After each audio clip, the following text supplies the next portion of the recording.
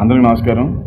వంగవీటి మోహన్ రంగా గారు, అదే వంగవీటి రాధా గారు, అంటే పెద్ద రాధా గారు, వాళ్ళిద్దరిని ఎప్పుడు నిత్యం కాపాడుకుంటూ వాళ్ళ కోసం కాపు కాచుకుంటూ ఒక వ్యక్తి ఉన్నారు.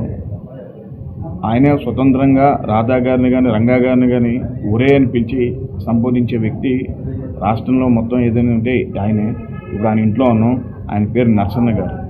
అదే బాలాజీ ఆర్గనైజేషన్ తరఫున రంగానాడు అనేటువంటి బహిరంగ సభ రంగా వర్ధంతి రోజున వైజాగ్లో ఏర్పాటు చేయటం జరిగింది. దాన్ని ఇక్కడ నుంచి రాధా మిత్ర మండలి తరఫున రాధా నరసింహ నేను మేమందరం కూడా వస్తున్నాం.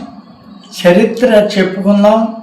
మీ అందరూ ఈ రంగానాడుకి అందరూ ఆహ్వానం వచ్చి ఈ బహిరంగ సభని జయప్రదం చేస్తారని ఆశిస్తున్నాం.